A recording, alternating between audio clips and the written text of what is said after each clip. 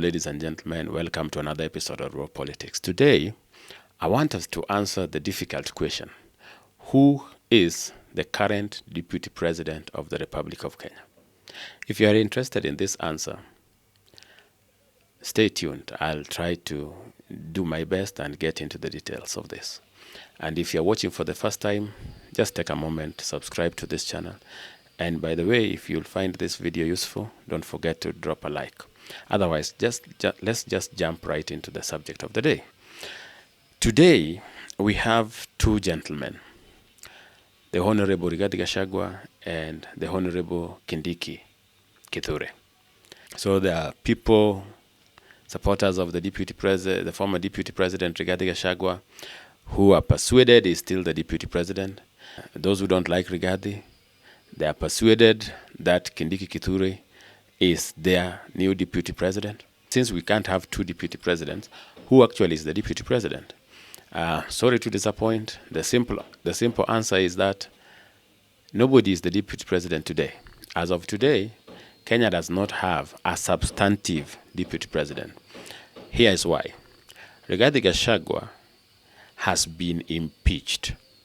Even the court order that he got to stay the decision of Senate, every lawyer agrees that it was overtaken by events.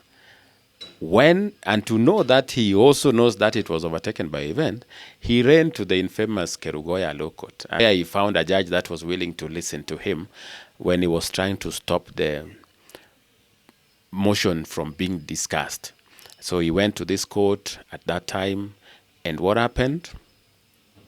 He got an order that was extending the public participation. The belief was that since there is no act that outlines how public participation is supposed to be done, they believed that the National Assembly was going to ignore that particular court order, and then it will now form a basis of their appeal or their challenge of the impeachment process. Of course, the National Assembly played very smart and complied, extended the public participation to the constituency levels, and so Rigathi had nothing to do to stop this particular process from proceeding. As you know, when it was time for Rigathi to be cross-examined, he became sick, which some of his supporters called a genius move, to imply that it was faked, but some of his supporters also said it was a genuine sickness, that the gentleman was traumatized, and etc. So on issues of people being sick, and I wouldn't get that. I wouldn't get into that. I wouldn't say that Rigathi Gachagua feigned sickness or that he was trying to play. Whatever the case, I had even said I wished him quick recovery. Whatever the case, Rigathi Gachagua did not avail himself for cross-examination. But like I said in another video, it was too late for him because he had already cross-examined others and he had already filed his defense. It was there for the public to see. So it was not a big deal. He can't say he was not heard. You remember, he had had his time questioning the opponent. So the only thing is that the opponent was the ones that were disadvantaged because they didn't have the chance to question him. It's not the other way around. He was not the victim here. The opponent, Akina Mutuse, were the victim because they didn't have the chance to cross-examine Rigathi. But Rigathi had the chance to cross-examine all the witnesses by Parliament. Anyway, Orengo forfeited that right to examine Rigathi, and the impeachment proceeded. It was gazetted.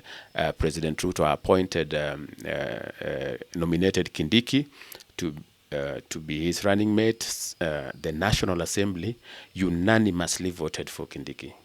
This was historic because unanimously in this case means that everybody that was in that particular parliament voted for Kindiki. And they were not few. There were over 230 something.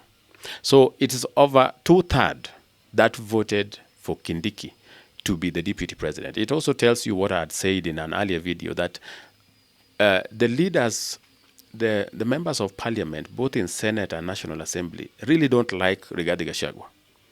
I think it is because of how he related with them. And this is a lesson that we need to learn, even young upcoming politicians, those who get in position of power. Find a way to relate with people well. because there's a time you will need them and they will remember how you relate with them. And that is where Ruto scores 100%. He makes all these leaders feel like family. He treats them with respect. The likes of Ichung'wa, the Osoros of this world, Muhammad Ali of this world, will go to the depth of the ocean to defend Ruto. Why? Because not because he has bought them. It's not about money. Because he has kept them as friends. You remember even during when it was not very comfortable to be Ruto's friend during Uhuru's regime, some MPs were willing to go through everything to stand behind Ruto. Why? Because he knows how to treat MPs well. And by the way, because Ruto treats MPs so well, Uhuru could not get the numbers to impeach the deputy president then, William Ruto.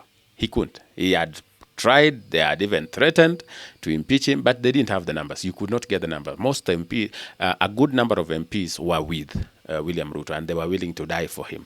And that is a lesson. That is just by the way. So Kindiki was overwhelmingly voted for in the assembly, and Wetangula gazetted him. The Speaker of the National Assembly, as required by law, gazetted him. After all this happened is when Rigathi realized, oh, these guys are serious. I'm gone. So he went and got an order from, a conservatory order from Chachamwita. Like I said, that order was late, so it was not going to help. What did Rigathi do? He ran to Kerugoya, which I told you is the only court that has a high probability of actually listening to Rigathi Gachagua and giving the orders he wants. But he got one, and the order he got this time was a very funny one. He said, in this order, it stops the swearing in of anyone who was nominated or appointed recently. So, in the office of the deputy president. So, in short, it was just saying, you cannot swear in Kindiki Kithure. That was the order from that court. You cannot swear in Kindiki Kithure as the deputy president. Where did that leave us, ladies and gentlemen?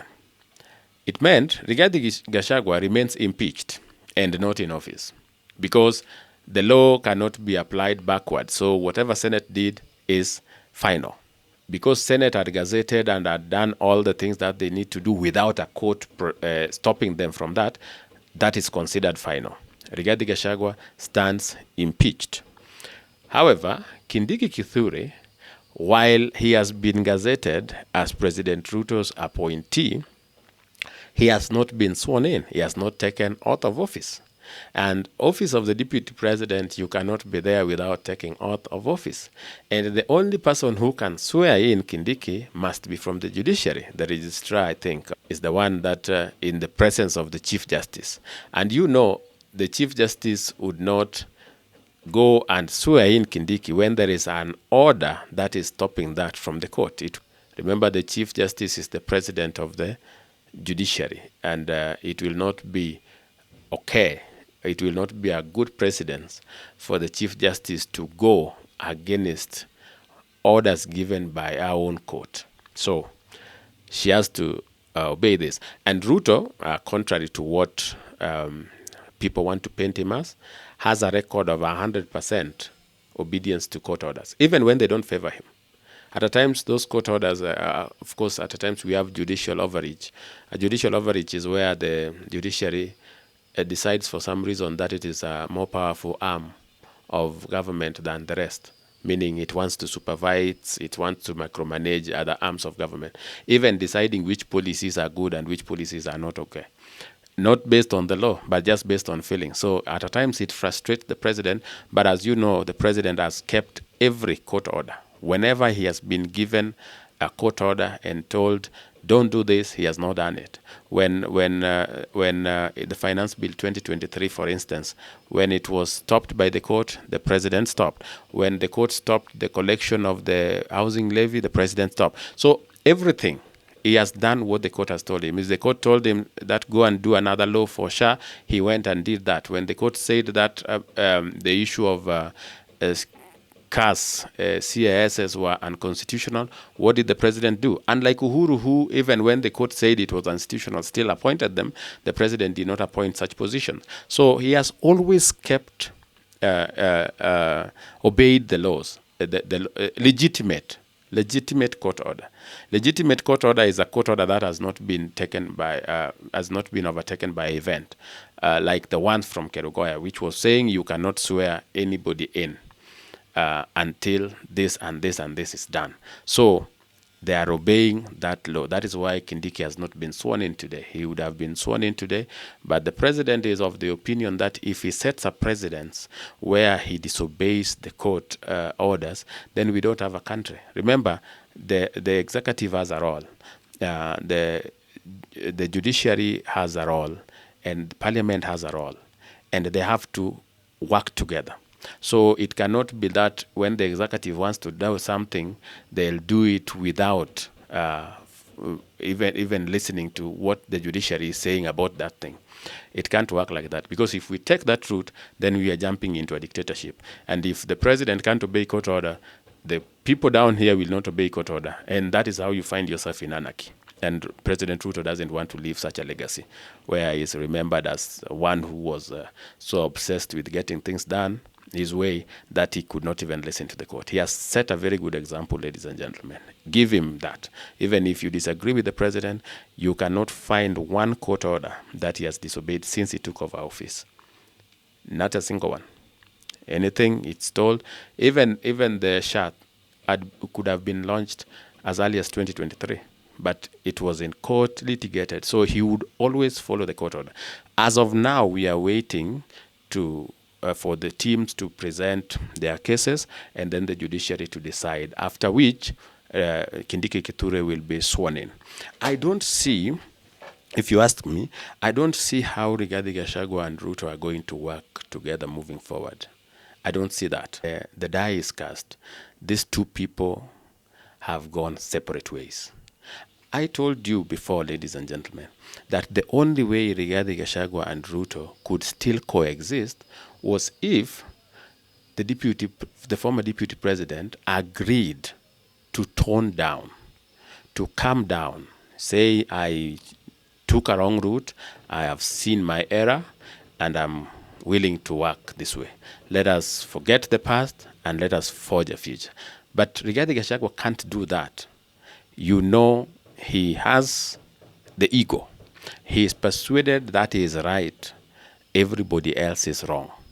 And with the cheering, with the cheers he's getting from the Kikuyu support base, Rigathi Gachagua is not the one that is going to say, I am sorry, or I did this thing, or I did wrong.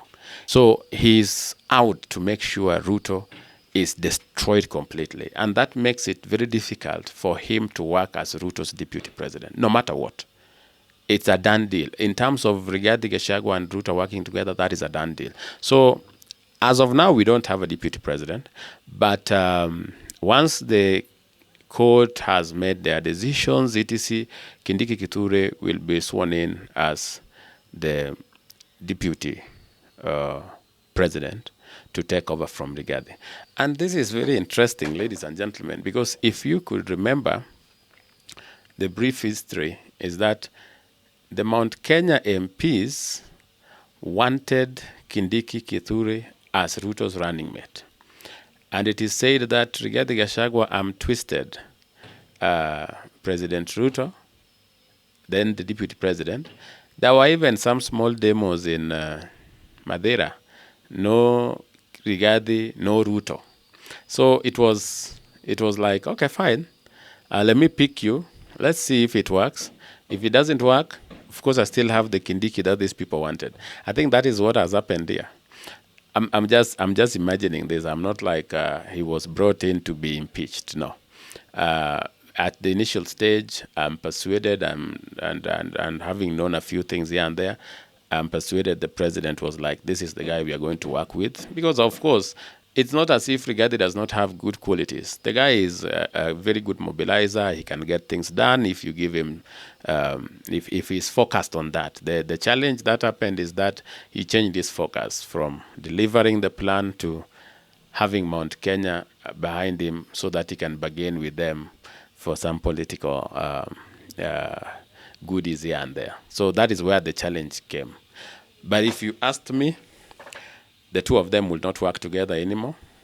I don't see them working together. I don't see any reason why they should work together, because you only work as a principal assistant to someone you believe in. If you believe they are the worst people, there is no way you are going to assist them. You are going to sabotage them.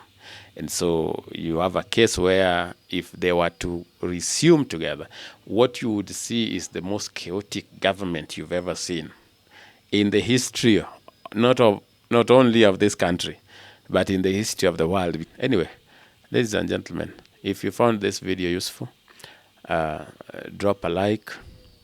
Let me know your views in the comment, who you think your deputy is. Anyway, if you think we have one, I believe we don't have any. And don't forget to subscribe to this channel so that you don't miss the subsequent videos. Otherwise, let us meet in the next video.